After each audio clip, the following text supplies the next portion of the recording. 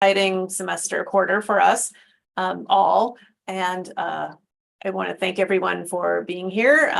If we have questions we don't get to, follow up and let us know what those are. And we are always eager to hear from you regarding the pain points, the wins, the successes, and other things. Thank you. Thank you, Vice Chancellor Peek-Asa.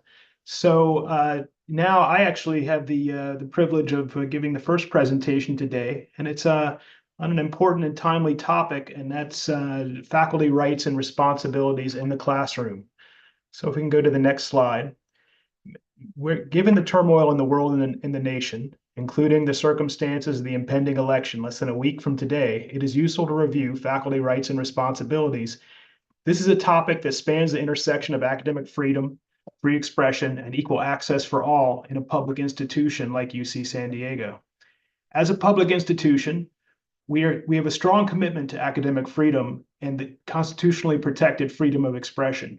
However, those freedoms are not absolute and have bounds defined by our mission of delivering an educational experience accessible to all under Title VI of the Civil Rights Act and our obligation to not engage in political advocacy. In this regard, it is valuable to be familiar with the policies related to academic freedom and the Faculty Code of Conduct from the System-Wide Academic Personnel Manual noted here on the right side of this slide. In the Faculty Code of Conduct, for example, APM 015, it notes that faculty should not introduce material extraneous to the topic of the class, such as, for example, political content that's unrelated to the topic that is being taught. In addition, there are regental policies noted below that pertain to this question. So Regents Policy 2301 on course content points out the need to not engage in political advocacy in the classroom. And the principles against intolerance focus on the need to carry out instruction in a manner that is not intolerant, that is accessible to all. And in addition, there's a new regental policy that was just announced this summer governing public and discretionary statements by academic units. So if we can go to the next slide. This new regental policy 4408 pertains to how can academic units post public and discretionary statements on topics of the day. It does not ban such statements, but it notes that they must be consistent with law and policy. They must be accompanied by a disclaimer establishing for whom they speak and that they do not speak for the entire university. And they must not be on the main homepage for an academic unit. They also require that the academic unit have established procedures for producing or disseminating such discretionary statements. And finally, I note the small type at the bottom, the note that this policy applies to all official academic entities of the University of California. Academic entities are those that bring with them the concept of academic freedom. But again, academic freedom is not absolute, and departments, divisions, schools, colleges, centers, this new regental policy applies to all of those. So for people in those units that wish to engage in this kind of statements, I encourage you to become familiar with this new policy and to establish the appropriate procedures and make them publicly known to govern how you would use such discretionary statements. So if we'll move to the next slide, for your convenience, on the academic personnel website at the link shown here, and it's now been placed into the chat as well, we have brought all these policies and statements together into one place for your review. So I encourage you to take a look. And I encourage everybody to stay safe and sane during this period. So with that, let's move on to the next presenter. And I would now like to introduce our second presenter. It's our Dean of the Division of Undergraduate Education, John Moore. And he is going to share updates about our accreditation process, and in particular, the WSCUC interim report. And John, I'll let you define that acronym if you wish. Thank you. The next slide, please. So yes, it's actually pronounced WASC, and it has WASC embedded in it as the acronym. So it's the WASC, Western Association of Schools and Colleges, is WASC, and then Senior College and University Commission. So it is it's a compound acronym. So what's important about accreditation? Accreditation helps institutions create and maintain effective educational programs. It also provides assurance to the public that we meet rigorous standards and quality of effectiveness. And then very importantly, it also is required if we are going to receive federal student aid from the Department of Education. So we have to be accredited in order to do our business. Next slide, please. So this is the accreditation cycle, and I'm just going to focus on 3 points of it. Number 5, in February 2020, we received reaffirmation of our accreditation for a period of 10 years, which is the longest period that they give. They did ask that we submit an interim report about 5 years into that, and that is due on Friday. And so I'll talk about what's going into that interim report here. Then in 2030, we'll be up for reaffirmation of accreditation again, but that process starts earlier. We'll probably start in spring 28, getting ourselves studied together, and then we'll be reviewed in 2029 and have a campus visit in fall 2029. Next slide, please. So our outcomes for 2020, again, a 10-year reaffirmation of accreditation. We received 6 commendations, and we were also given 8 areas that they expect us to address in our interim report and also in our next accreditation. And again, the interim report is due on Friday, November 1st. Next slide, please. Actually, I'll skip this one. You can read it with the thing to save some time, but I'll go straight to the 8 areas that we're supposed to address. Our interim report talks about each of these areas. So we have a section on each of these areas, and we talk about what progress we've made since 2020 in each of these areas. So the first was to continue to improve our graduation rates, to achieve a 75% 4-year graduation rate by 2030, and also to eliminate equity gaps in the graduation rates. Well, we discussed this in depth. We talk about how we have improved our graduation rates, what steps we've taken in order to do that. And many of those actually happened before our reaccreditation, but we didn't start seeing the results until more recently because of the 4-year gap in terms of graduation rates. But we're already around 75%. So we have essentially achieved our 2030 goal. And then we have the Collective Impact Initiative, which is an approach of addressing equity gaps. You'll hear about one aspect of that later today, but there are a number of initiatives that we have been pursuing in order to address equity gaps. The second area was to continue to work on assessment for educational effectiveness and integrate this assessment with program reviews. And we've been working very hard. We've been talking to departments, and we've been providing learning communities for departments that are doing assessment of learning outcomes, particularly focused on equity-minded assessment, addressing equity gaps. And also, we have made, in collaboration with the Senate, we have now addressing equity gaps through assessment is now part of the charge for program reviews. The third area is assess the many diversity and student success programs. And so in this section, we discuss a number of assessments that we have done on various of these programs, including student retention success, the Commons, Summer Bridge, supplemental instruction, but many others. Next slide, please. We were also asked to resist pressure to increase enrollment targets, allowing for modest growth. And so we have already surpassed our 2030 target of 32,000 undergraduates. We're almost at 35,000 in the fall, although that will come, the 3-quarter average will come down a bit. We discussed some of our new enrollment management strategies that have slowed this enrollment growth over the past couple of years, although this last year, because of some exceptional circumstances, we've seen an uptick. And we also talk about the ongoing discussions with the Office of the President and the compact with the governor, which is pushing some enrollment growth. So it's a complicated space, but we try to discuss the nuances of that in this section. Number 5 is diversify non-resident undergraduate enrollment with more international diversity and increased domestic non-resident enrollment. And we have achieved that. We have a dramatic increase in the percentage of domestic non-residents as opposed to international non-residents. And we have much more diversity in the in the countries of origin of our international students. We also, under this, talk about the compact with the governor, which is asking us to reduce our non-resident enrollment to 18%. Number 6 is increase essential student life and academic resource programs. We talk about a lot of places where we've seen increase in student support in CAPS, case managers, Office for Students with Disabilities, advising, faculty FTEs. We also talk very frankly about some of the challenges that we're facing with the increased TA costs and how that's had an effect on TA staffing. Next slide, please.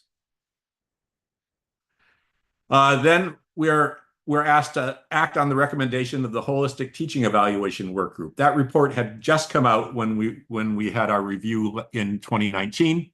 And since then, we've had an implementation committee followed by a standing committee.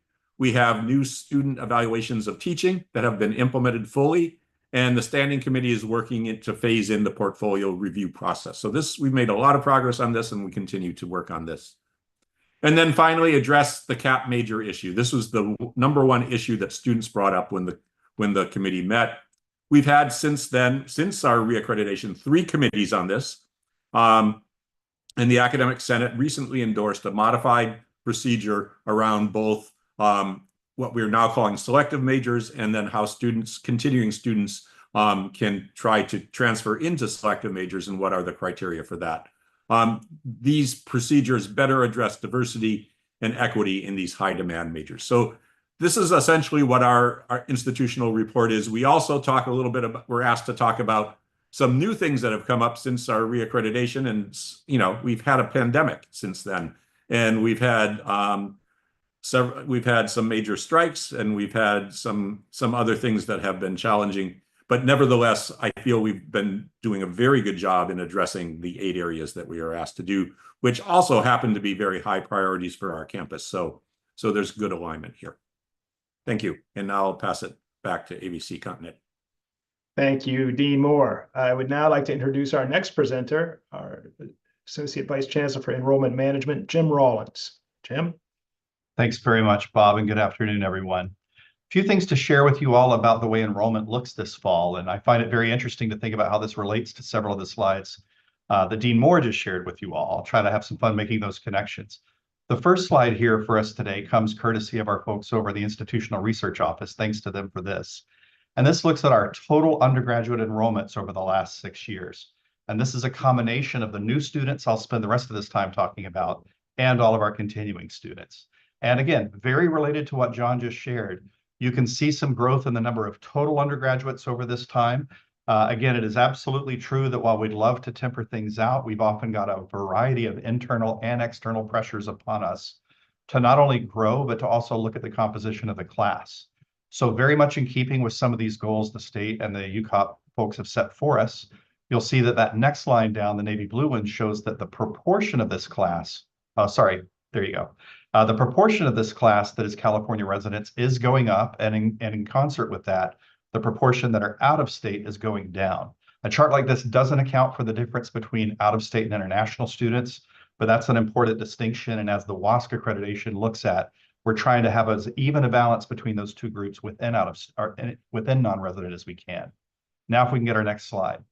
The part of this that relates to new student enrollment this fall, the slide here gives you an idea of what we're looking at in terms of total enrollment of new students who come as first years or as transfers. And again, just for brevity here, I'm combining the out-of-state and international together on each of these. But you can see that we're up to about 7,300 and change with first-year students and 3,700 transfer students. That gave us a total of 11,000 new undergraduates this year, which is up roughly 800 or so from where we were last year with the incoming class. Again, this was very purposeful. There's a lot of ways in which we're, again, trying to balance out some things like things we shrank in last year and need to balance out this year. Always looking at the budgetary side of what it means to take a few more non-residents. Always trying to fulfill requirements and expectations of our balance between transfers and first-year students among our California residents. So we came out in a pretty good place overall for some of those goals. But we also absolutely recognize this was an increase that impacts everyone. We can go to the next slide, please.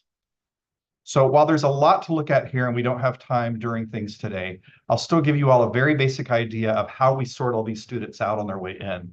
This first slide shows you what our census data were over the last few years by college. First years in the yellow on the left, transfers in the middle, and then a combined on the right. We're always trying to balance this out, just like we're trying to balance out things about the majors that students go into. We work very closely with the Council of Provosts throughout the year, and I hope they feel heard. You see our original targets this year that represent a time at which we weren't going to increase the size of the class quite so much. But as we grow, we try to check back in with each other. And all of these things and how closely we hit the target really comes down as much to the whims of 17-year-olds as much as they do to some of the intents we set out to do. Next slide. And here is looking at things through another key area that I'll bet a lot of our audience wants to see today, which is how this distribution looks based on all the majors that students are going into. And this is a little complicated, but this looks not at what the students requested on their application, but where they wound up this fall, which isn't always the same thing. Sometimes we give a student their second choice major, or if we're not able to put them in their first choice major and they don't have a backup, they are put over into undeclared, even if they didn't ask for that. But we're always trying to balance out things like this with what's capacity is showing us we can do. It's not always the same between transfer and first years. But one way or another, you can see some of these areas of campus, academically speaking, are growing or shrinking in terms of the proportion of the campus they represent. Next slide. One last slide of data we'll show you all today. And again, sorry to whiz through such interesting information so quickly. Our slide projector, I think if you click the button one time, you're going to get a few more marks to appear here that I want us to see. Maybe click one more time. Oh, sorry, go back. The marks got left off here. It's okay.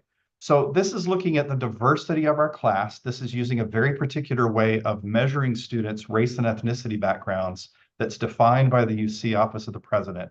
It's not quite the same as what would be seen federally, or if you looked us up on something like the US Department of Education, but you can see over time some of the ups and downs of students in terms of how they're identified within our incoming class. That little footnote on the bottom in particular, I'll call your all's attention to understanding that Latino students and our HSI objectives in particular it's very important to know that these numbers you're seeing on this screen are slightly lower than what the federal government will count our student population as. And anybody that wants to hear more about those details, we're always happy to talk with you on the side. Last slide. And last, just in general, and some of the questions we know this raises, just to let everyone know, when you want to know more details on new students, deans, department chairs, associate deans, all of you all get more details from this already this year. Any of you that are otherwise in these departments and you want to know more about the details for your particular part of campus, ask your area leadership and they can let you know more. If you want to know more about total undergraduate students, that kind of thing is put more out there by our institutional research folks. We can put a URL in the chat today for what they call their third week dashboard that can let you see more about your total enrollment. We do provide a lot more details on the colleges, the schools, and who's in those, and those will come out later this month. And we will start having our regular winter meetings with department chairs, deans, and others in December. And just a reminder, we're sharing some pretty inside stuff with you all today, so please don't post any of this until it's all appearing on the UCOP website in a few more weeks. Back over to you, Bob. Thank you, ABC Rawlins. Next, we're going to hear from Student Affairs and Campus Life, and I invite Creating Culture of Care Manager Christian Smith to give us an update about mental health and supporting students in distress. Christian. Absolutely. Thank you so much, SABC Continetti. So today we're going to be sharing a couple of updates when it comes to supporting students in distress and the tools available through our institution to support them and connect them to the resources that they need. So to begin our presentation, we just wanted to share our understanding and definition of a student in distress so that you can know and recognize the patterns and the behaviors that we are indicating. So a student that is under distress within the university environment here is a student whose academic progress or functioning is adversely affected due to a number of indicators impacting their well-being or the well-being of others as well.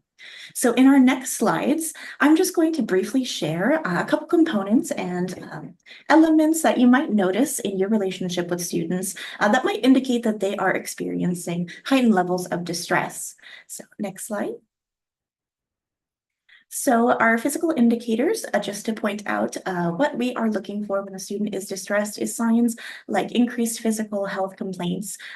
Students might explain that they're experiencing excessive fatigue due to changes in sleep. Oftentimes that can manifest through poor hygiene, perhaps heightened levels of agitation, or continual episodes of colds and flu as well. Next slide. But of course, since we are faculty members, you might notice some more indicators for our students that are couched within their academic performance. So if a student is experiencing heightened levels of distress, that might manifest in a couple different ways, including avoiding participation within the classroom, a change in their consistency and quality of work. It could be that they are increasingly anxious when being called upon in class or attending courses. And there are going to be some more apparent signs and symptoms as well, including disturbing content in their writing or presentations, or just poor performance and decline of quality of work as well. In our next slide, we are also going to cover some of the behavioral indicators that our students might show that might be withdrawing from friends, increased dependency, and procrastination, as well as, of course, those more apparent signs like violent acts towards self and others. Next slide.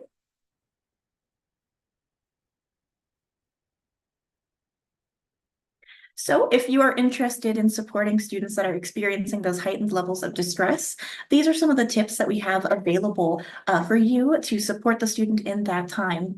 However, if you're interested in learning more about recognizing a student in distress and supporting them, Student Affairs offers three quarterly trainings on supporting students in distress, connecting ideas of recognizing a student in distress and the resources that we have available to support them.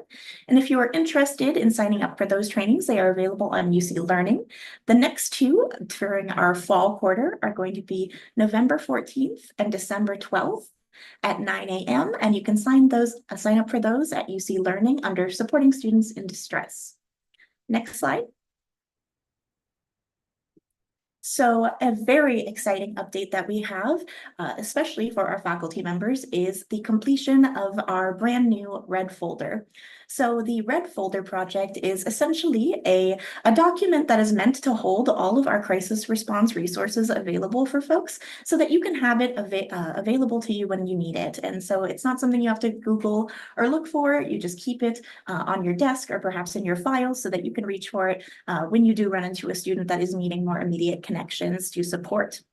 So what we have here is our Triton Concern line, and the Triton Concern line is a line that you can call when you have identified a student in distress to connect them to the resources and connect them to the resources that we have available through Student Affairs Case Management.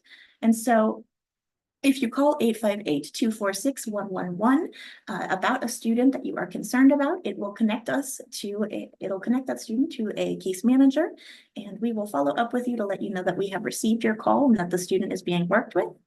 Of course, the Triton Concern line should not be utilized for more emergent situations, such as threats of physical violence, violence to self, suicidal behaviors, as well as threats of violence to others. That will be, of course, our 911 service or the Triton Core group, our compassionate response team, which is a trained of licensed clinicians that respond in tandem with the police during situations of mental distress for students. Next slide. And another way that you can contact case management services about a student that you are concerned about is by completing the Triton Concern form. The Triton Concern form, it goes to the same repository as the Triton Concern line, Student Affairs Case Management, to get the students connected to the resources and folks that can help them. But this should be noted that the response time for the Triton Concern form is slightly extended. So it's going to be a 2-day contact return for the Triton Concern form, as opposed to the 24-hour response time for our Triton Concern line. So if you are more concerned and the student has more immediate needs to be responded to, please call the Triton Concern line. If you believe that the student has less emergent needs and they can take some time to respond to it, get them more connected and comfortable with a case manager, I would recommend the Triton Concern form at this time. And that can be accessed through our URL, tritonconcern.org. www.ucsd.edu.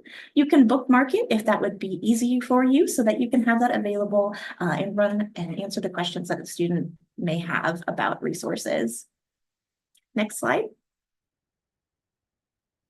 So when you call the Triton Concern line, we are going to receive that call from the students in distress.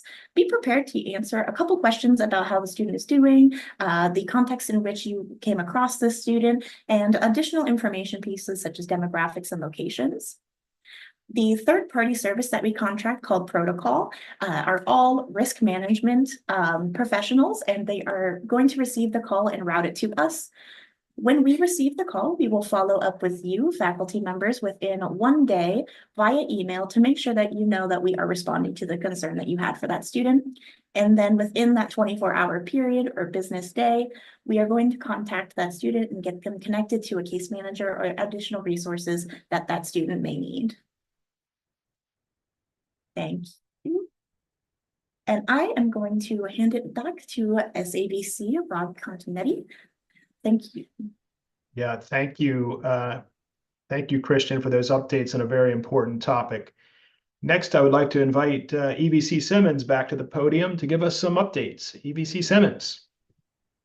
Thanks very much, Bob. If we could go to the next slide, please. So I wanted to tell you a little bit about an initiative that is coming out of our collective impact effort to reduce equity gaps among our students. And the particular one I wanted to mention is one that you can help with, basically that everybody can help with in a meaningful way without having to put in a lot of time or effort. You can still make a big difference. One of the working groups within the Collective Impact Initiative is studying affordable learning and financial support.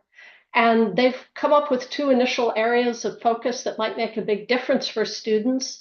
One of them is around affordable learning materials and technology, but the other is about reducing food insecurity on campus. And let's go to the next slide to see what's going on. So data from the UQ survey, which is a survey of undergraduate students that's performed system-wide every other year, and then we get access to all of the data for our students. It shows that on average, about a quarter of students in the UC report that they have food insecurity, like they might skip meals, they might eat less than they actually need to, and they are hungry. They are stretching a food budget to the end of the month and then maybe not quite making it. There's a lot of ways it can manifest itself, but it has a big impact on students' ability to concentrate, as you might imagine. And while 25%, while having a quarter of UC students experience food insecurity sounds bad enough, it turns out that at UC San Diego, maybe because of the local high cost of living, it is an astonishing 42% of our students. And as you can see from the data here, it also varies quite a bit by different demographic groups, racial and ethnic groups, whether or not you're first gen, whether or not you are from a lower income family, transfer students versus non-transfer students. There's a lot of variation. And so clearly, this is a big problem, and it's contributing to equity gaps among students. So if we go to the next slide, it talks a bit about things that food insecurity has been shown to contribute to. Obviously, lower academic performance, because it's just hard to concentrate, but a little more indirectly, mental health issues around anxiety and depression. And also, it impacts people's sense of belonging. Students start to feel like maybe they don't belong here, maybe they're not valued, and that contributes to making them less connected to others and more lonely here on campus, which sounds even worse, not only feeling hungry, but feeling alone at the same time. It turns out that we have some really great tools at our disposal to help resolve food insecurity. One is through our Basic Needs Hub, which students can visit to get to get provisions basically very directly. But another is this statewide program called CalFresh that makes resources available to students so they can have a reliable food supply at all times. Many students don't realize that they're actually eligible to enroll in CalFresh and get this free assistance. So if we go to the next slide, a way that all of us can participate is by making sure that we tell the students that we are in contact with about CalFresh and that it is available to them.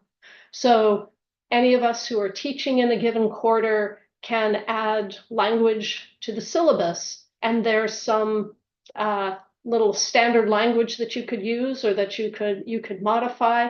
There is a PowerPoint slide that you can put up at the start of class before class really gets started. We would love to know if there are any digital displays in your academic buildings where we could put up a slide about CalFresh to get that into the rotation.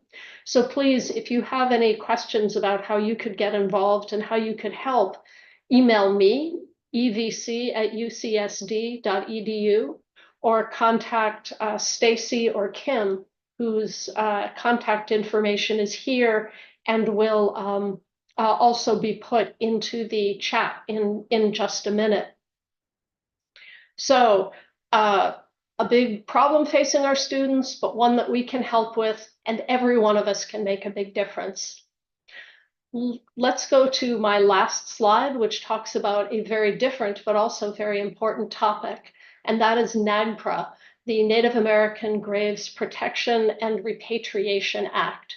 There's both a federal version of NAGPRA and there is a state version called CalNAGPRA. And these laws were, as you can see, they were enacted to address the rights of Native Americans and Native Hawaiian tribes and their descendants to have repatriated to them ancestral remains and cultural items that may have come into the possession of other individuals in the course of history. And in particular, when we all have a responsibility here on campus that if we in our in our workplace have such ancestral remains or cultural items present, we actually need to pick up the phone or type an email, get in contact with our full-time NAGPRA repatriation coordinator, Eva Trujillo, who can help us work through what our legal responsibilities and really our moral responsibilities are to make sure that we comply with these laws. A campus notice was sent out just last week to remind us all of our responsibilities. And in the coming weeks, you'll see a survey go out that tries to collect some additional data to make sure that we don't have any such items that are present in the workplace and that the university is not actively trying to repatriate as the university must. Let's see, that is, there is another item related to this, but I believe it will be covered by Vice Chancellor Peek-Asa, who is going to speak right now. And let me hand it over to you, Corey.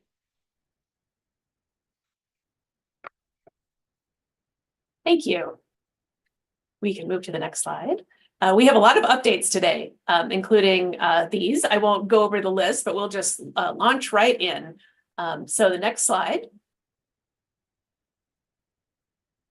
As we are working on our strategic plan refresh, the Office of Research and Innovation was charged with refreshing our research themes.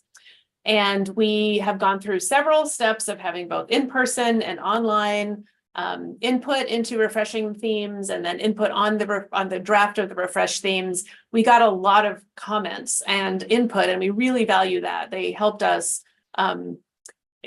create broad themes, which are these supposed to be, that we hope everyone can find some place that their research falls into. So the themes are on the next slide. And then we don't have to go through the link in the chat will take you to the verbiage that goes with each of these themes. So now that we have these themes, we have the next steps of energizing campus around the work that we do and helping decide together how do we strategically invest in moving these themes forward in the areas more focused within these themes that we have expertise. So we have first, to collect information, opened a survey on the next slide, where we are asking questions for each of the refreshed themes. For each theme, what are the most important research questions and solutions that we want to focus on for UC San Diego? And then for each of the research questions that we come up with, who are the experts, both internal and external, that can help us answer these large focused questions? And then what types of resources, not just a check, what is the check size, but what kinds of equipment, what kinds of hires, what kinds of student opportunities, what kinds of partners externally do we need to advance and accelerate UC San Diego's work in these areas? So watch for a website that will take you to these, the survey where you can help us strategize specific investments within the themes. And we do anticipate the survey to be live this Friday. We also have from the Chancellor an investment in energizing around these themes. So we'll go through what we have open right now and what we hope to, what we plan in the future. So the first opportunity on the next slide are that we are seeking 4 faculty ambassadors who will facilitate the intersecting interdisciplinary engagement and helping organize some of the investments around the themes. They'll represent campus. We definitely want broad experiences. We want ambassadors who really want to think campus-wide and not just to promote their own personal area of interest. And we are setting these up for 1-year renewable terms, and you can go live to the link in the chat, and it's also on this slide. We take both applications and nominations. Now, the second opportunity that is open right now, also for the first round of applications, next slide, please, are Convene and Influence Awards. So rather than our office organizing events around each of the 6 themes, we thought it would be much more valuable for the campus to decide what kinds of convening and influencing would you like to do around these themes. So we will have multiple rounds, but the first round of Convene and Influence Awards are due November 8th. So these are awards that are shaping our work around the themes, and they are promoting us as thought leaders and partners in these areas. So there are 2 components to this award. The first one is having some sort of convening. It could be internal, it could be involve UC San Diego and external partners. And the convening is just to bring people together to talk about focused areas within these larger themes.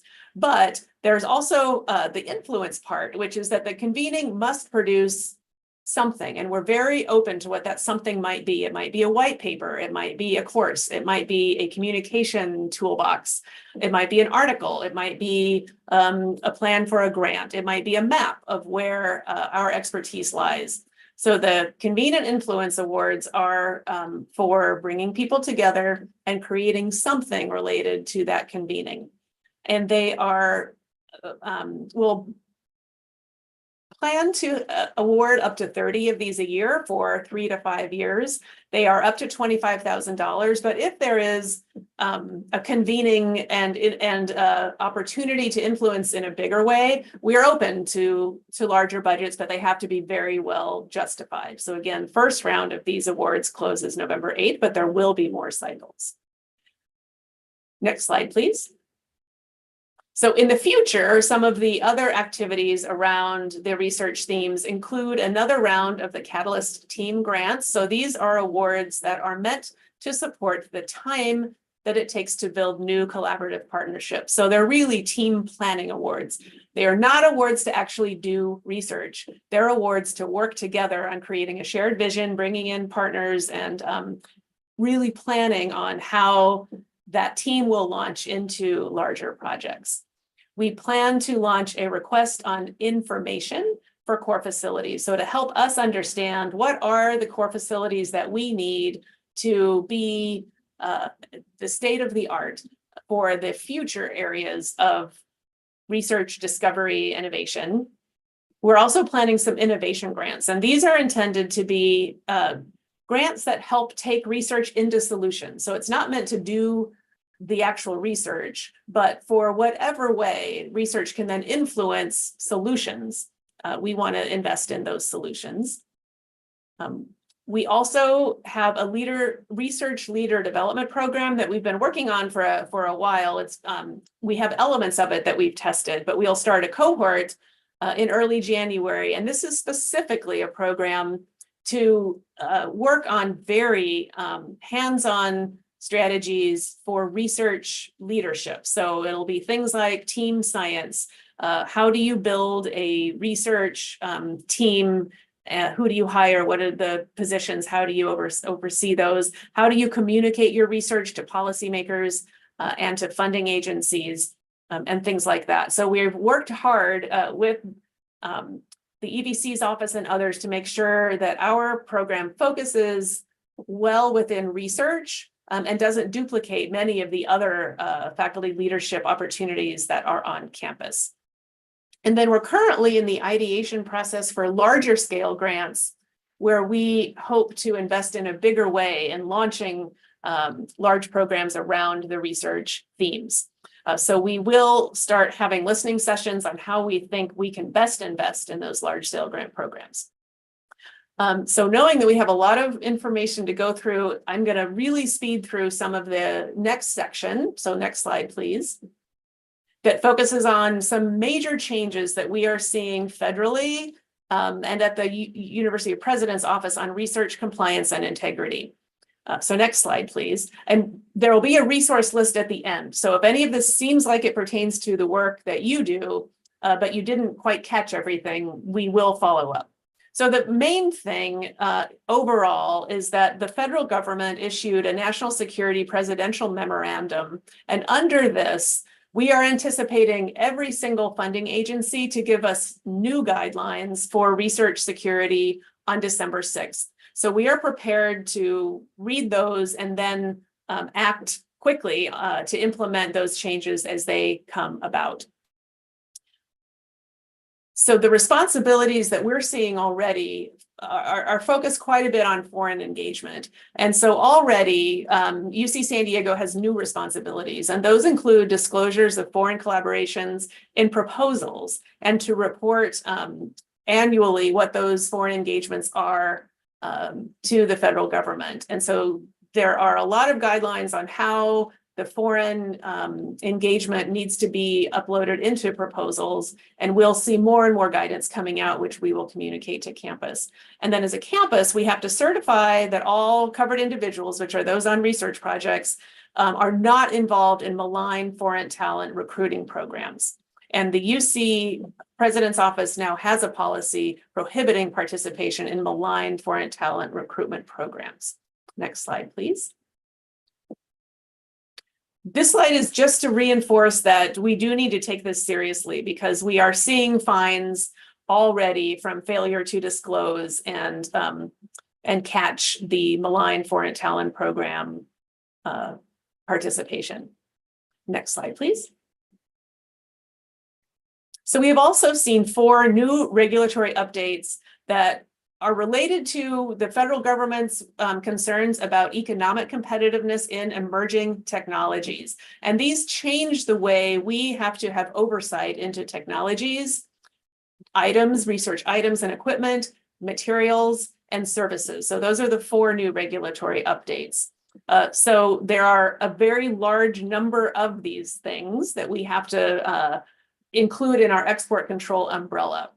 So again, if you go to our website, you can see this list. If you work with any of these, just be ready for a change in the quality research record that identifies if you're working with any of these technologies, items, materials, or services, and then it will trigger a review by export control. Although we have built this in, so it should not delay in any way the processing of proposals to be submitted. Next slide, please. So some of the things we want you to start looking for are thinking about, we first and foremost want to encourage global collaboration. It is incredibly important for us to be at the global forefront of research and discovery and creativity. So we are not asking anyone to back off from engagement, but we do need to be very careful that they are not with maligned foreign investment programs. And we're asking everyone to know your collaborators. So we have information on our website where we can help with restricted party screenings. So if you are working in a country of concern, which are China, Russia, North Korea, and Iran, we need to screen the party to make sure that's not a maligned entity. So we do need to think a little bit more about knowing your collaborators. Next slide, please. So we have some other regulatory updates that I'll just make note of because we have to also be careful with these. One is dual use research of concern. So this is when there are life science researchers significantly impacted by different types of biological agents and toxin research that are considered concerning, and pathogens with enhanced pandemic potential, called the PEP Act. So we're partnering to create and develop an implementation plan for having closer regulation of some of these pathogens. Next slide, please. Here are some of the different offices that can help answer any questions. Our conflict of interest office, this is, you can ask about foreign party screenings and questions about what needs to be disclosed. Animal research and IACUC will help with questions around protocols for animal research, especially when that involves different types of pathogens. Export control can help with dual use and facility security. Our research integrity and research compliance offices can help with general questions about research conduct. Next slide, please. So changing topics, we want to talk a little bit about the innovation campus that we're on and how exciting a time it is for industry partnerships, corporate engagement, and our own activities to support startup companies, entrepreneurship, licensing on our campus. So at a future town hall, we will introduce you to Ann O'Donnell, who joined our office to lead our corporate engagement strategies. But a couple updates I will focus on now. Next slide, please. Two that are very exciting that involve campus partners across the board. So Ann helped with some of the agreements, but we're seeing some really exciting large vision in how we can partner with corporations. So one is the Agilent Center for Excellence in Cellular Intelligence. So the Agilent Center was seeking eminence and affiliation with science that is built on their machines. So the Agilent Center helped find mission alignment with an area of our humanoid center where we can really advance our science and discovery at the same time that we are benefiting from investment from the Agilent Center, the Agilent company. And in the School of Biological Sciences is the Goodell Family Technology Sandbox, where Kit Poliano and her team in biological sciences have created a very exciting long-term partnership with Thermo Fisher Scientific and Nikon Instruments to democratize access to this very cutting-edge equipment for training, for research, and for creating a workforce ready to walk out our doors, being able to use these incredibly complex machines. So in addition, we also are excited, next slide, please, to make progress on our Science Research Park, which is a new building, yet another new building that will go up right around where La Jolla Institute of Immunology and the Center for Novel Therapeutics exist right now. So it will be 1.1 million square feet with 3 buildings. That is all industry tenant facilities. So we want to emphasize this is not a facility where we will move in researchers from our campus. This is where we will have only industry tenant partners who will have opportunities to engage with student internships and job fairs and research collaborations. I have one more exciting picture of the Science Research Park on the next slide. You can see where all the pieces will fit together and where this sits on campus.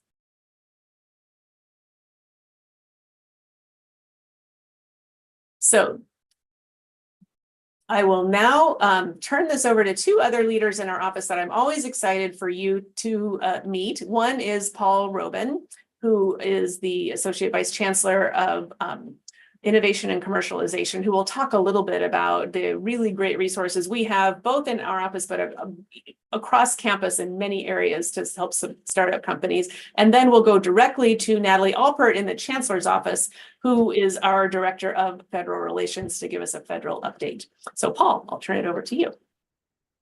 Cool. Thank you very much, Corey. I appreciate it. So, hello, everybody. I'm just going to give a very brief update on startups now that you've seen the corporate engagement piece. This slide is really just a representation of some of the resources that are available to you out there if you are a researcher or a student or indeed a staff member who is interested in starting a new startup company. The QR code there brings you to innovation.ucsd.edu, where you'll find all of these resources and many more. This isn't supposed to be exhaustive by any means. Sort of the major hubs for this would be the Institute for the Global Entrepreneur, which is based between Rady and Engineering, Sullivan Center in Rady, and of course the Office of Innovation and Commercialization. Any of those will be able to help you to navigate the system. And we're putting all of this onto Triton GPT as well, so there'll be an AI version, so you'll be able to find your resources that way. Next slide, please. So there's a couple of things that we do to help you on your journey in terms of building these startup companies. And the first is getting the technology off the campus and into the company. So that's the licensing process. This slide is just to remind me to say that we have what we call our 5% equity license. So we will license any technology into a credible startup company for 5% of the company, 5% equity in the company, diluting like everybody else. And we have this easy license now, which is just a 2-pager. So combining this 5% deal with the 2-pager, I don't believe that there is such an approach anywhere else in the country, at least not that I've seen. And I would strongly encourage any of the startups to consider licensing through this agreement. Next slide, please. This is a little bit out of sequence. That was my fault. But this is just to say that our startup companies are doing very well at the moment. So last year in FY24, our companies raised a little under $2 billion in capital. And these were some of the most recent raises. Vector Medical there, the second one, raised 30 million. That was the winner of the Chancellor's Innovation Award last year. So it was nice to see that validated. And of course, BioLink raised almost 80 million, Lexio, Boundless, etc. So our companies, even in a very bad investment environment, are doing very, very well. And that speaks, I think, to the strength of the technologies that are coming out of the research. Next slide, please. So to get back to the resources that we have to help you, so the first was kind of the licensing piece. We tried to make the licensing as easy and painless as possible. The second piece is technology development. Quite often we're finding that the technologies that are emerging from the research portfolio are not quite there for a commercial investment. There needs to be a small piece of additional proof of concept, usually before you can get commercial investments. So there's 7 of these programs actually now across the campus. The one that we run from our office is called AIM, which is Accelerating Innovations to Marketplace. They all work in that we put a call out for 2-page proposals on ideas that you feel have commercial potential. We invite you to come in as the researcher to meet with a panel of investors and industry. We prioritize the applications on the recommendations of that panel. And then we fund up to about 50,000 per each of these projects. And again, these are milestone driven, trying to get us further down the commercial path so that we can get further investment. And these are some of the ones that came out in the last call. And if you actually go to, if you look up AIM UCSD, we have a call open right now. It's very broad. It's the biggest one we've done. We have about 400,000 in this. Because we got 200,000 from the Office of the President as well to match our 200,000. So that was great. Next slide, please. The sort of third strand of supports that we give to, or that we make available to people across the campus if you want to start a company, is everything else, right? So you license the technology, you have developed the technology to a commercial point, and then there's how do you build a business around that? And there is a plethora of services all over the campus. Every school has programs. All of these are listed on innovation.ucsd.edu, and as I said, we'll go on to Triton GPT with this as well. But this is everything. These are connections, resources, people to help you, incorporate your company, figure out what regulatory stuff is, build a management team around this, get your intellectual property straight, everything that you're going to need to build a team in order to be able to get these companies up and running. There is really nothing that isn't available across the campus, and all of this is very, very interconnected with the ecosystem around us as well. So, getting you out to management and investors and everything else. Next slide, please. Last, I just wanted to sort of point out some of the very recent successes. We have Andrew McCulloch with Vector Medical. As I said, that won the Chancellor's Innovation Award last year and just raised 30 million. That's a fantastic company. I had a lot of promise with that one. And by the way, the Chancellor's Innovation Awards call for nominations just got opened last week, so that's open for next year again. Limber was an interesting one. This was Josh, who is a grad student in engineering, together with a medical student. They 3D print lower limb prosthetics, much more low cost than is currently available on the market. And the campus, actually through engineering and the Chancellor's office, invested $250,000 into this company in order to get them on along the road. That was the first direct investment we've ever made. And we're raising another fund now to be able to do a lot more of that. And the only other one I'd point out is Heal Sissio down there with Shamim Namati. Is the faculty behind this. This is an AI-driven prediction for sepsis. The interesting thing about this is that it is now working with our own health system as the first customer, if you like, of this startup company, which we see a lot. So a lot of the startups, we actually are able to be their first customer in order to give them the credibility they need to build their product in the marketplace. And this is particularly nice because it jumped over into the health system as well, which is another strength of our campus, that there's a lot of porosity between the research and the health system. And then the last slide, I think. These are the tech ones. Here again, there's some fantastic companies. Nanome is this virtual reality-based molecular design for drug discovery, which has all sorts of contracts with Pfizer and a whole bunch of other big pharma companies. So I will leave it there and I'll hand it back to, I'm not entirely sure. Thanks, Paul. We will hand it over to Natalie. Hi there, I'm Natalie Alpert, and I lead UC San Diego's federal relations efforts in Washington, D.C. If we haven't had the chance to meet yet, I advocate for funding and policies that support the university's mission, including increased investment in research funding. So as many of you have probably heard, there is an election happening next week. I am not going to get into predictions, but I will say that regardless of the outcome, current federal research funding and policy challenges are going to remain.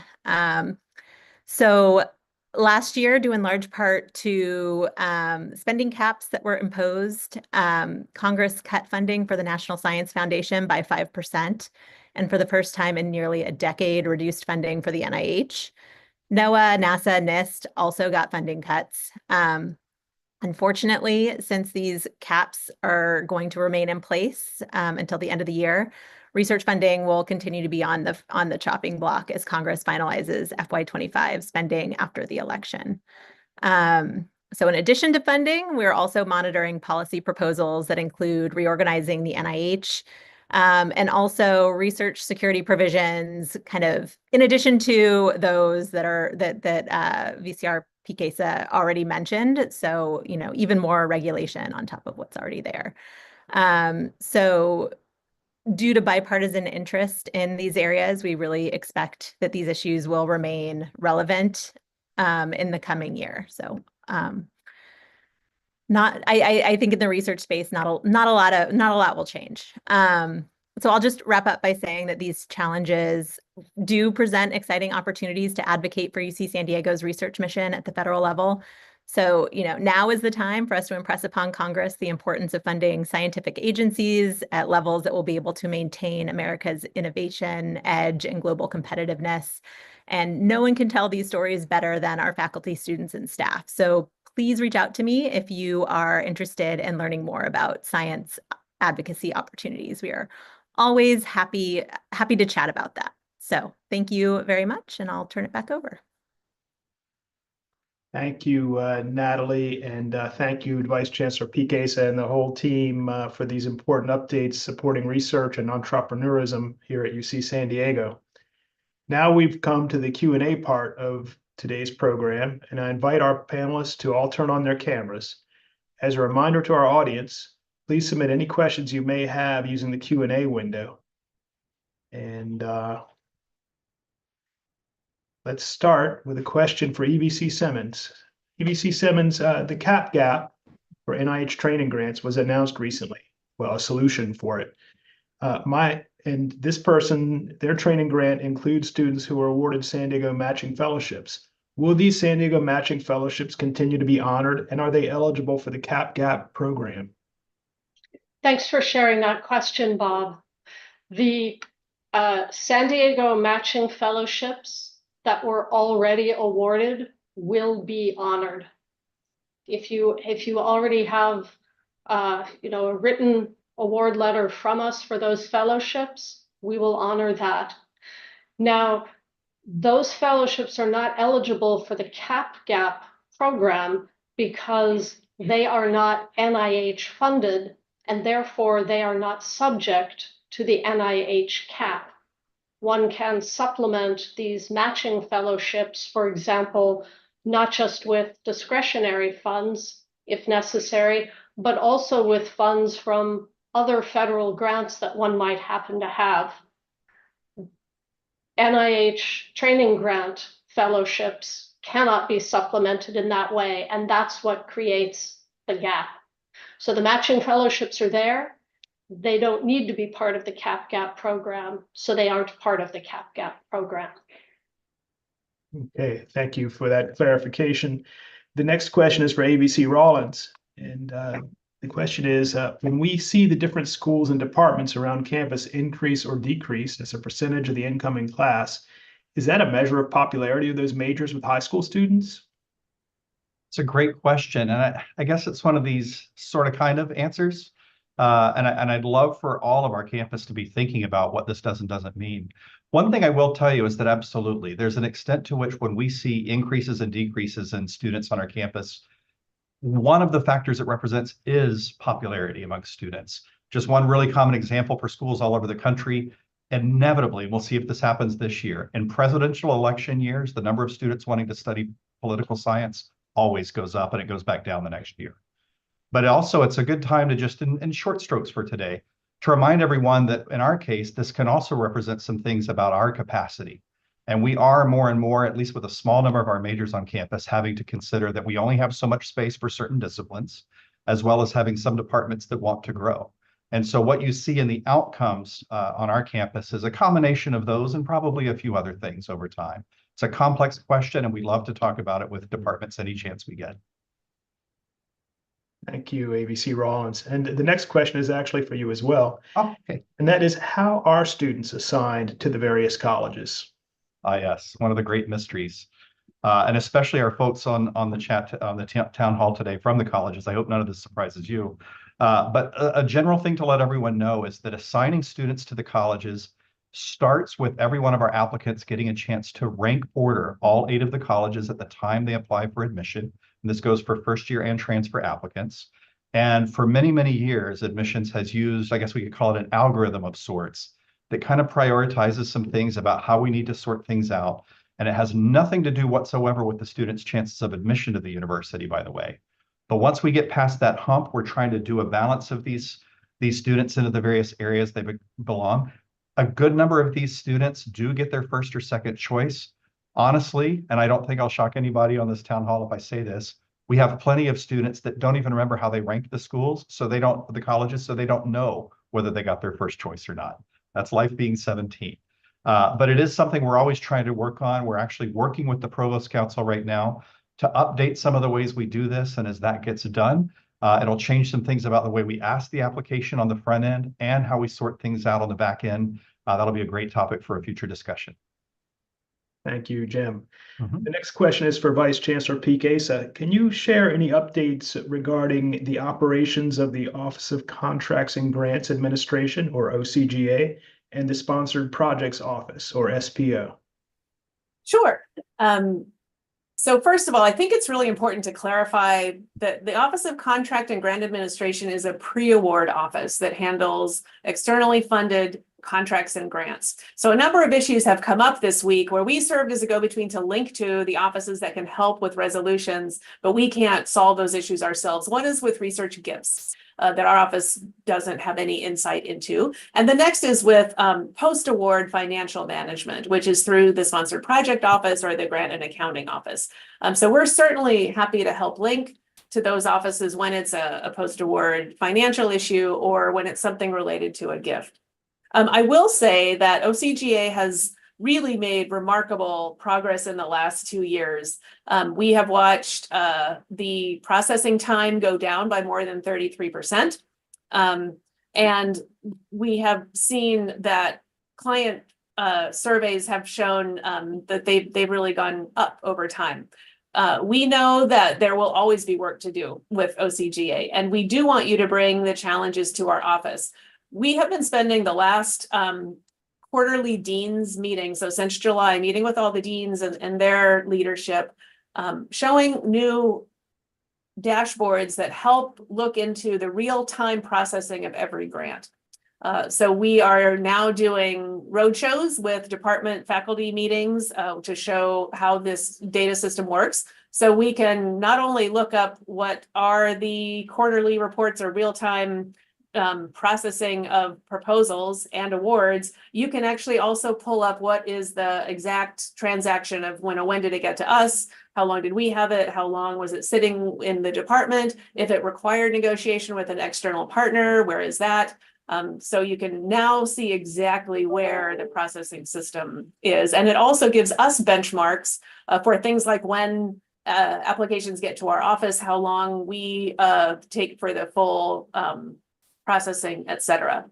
So I don't know if there's anything more specific, but I will say that we are working very hard to have efficient business systems. I will add a couple of things. We now have 4 different processes for automatic processes of templates where it doesn't even require, it's real-time approval if our UC San Diego template is being used. And we have a number of systems in place where we have adopted risk-based review, which means that we don't look for, we don't spend time looking for a lot of things that we used to. We now just go ahead and process without that review and have really focused on doing the compliance review, which is where if we have errors in the review, we will have financial or legal liability. So I hope that answers the question. Thank you. That's helpful. But just to be clear, so OCGA reports to your office, but SPO doesn't, or yeah, that's a very good question. We actually have 3 sponsored project offices. We have the Health Sciences Sponsored Project Office, which oversees, well, actually we have 4, which oversees NIH grants only. So no matter where you are on campus, if you're at only Health Sciences, HISPO will process an NIH grant.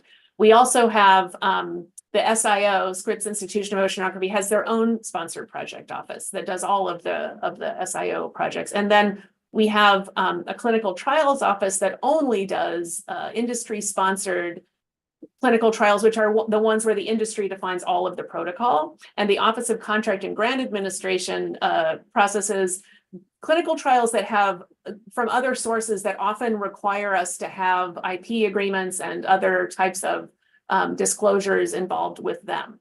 So for 4 offices, we are working right now to integrate the health sciences processing and with OCGA, so there's a little bit more cohesion and backup for expertise on other areas.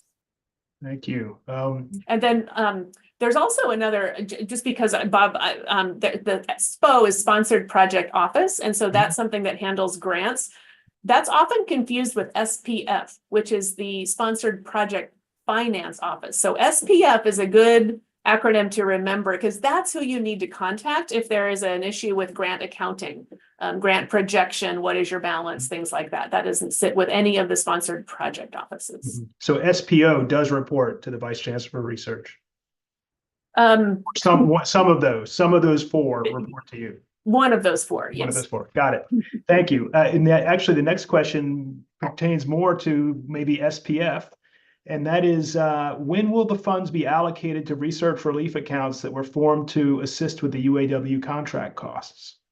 Yeah, so a year ago, when we first had the differential between what was on active budgeted grants and the negotiated UAW salary levels, the Chancellor allocated a fund to help cover that differential on active grants.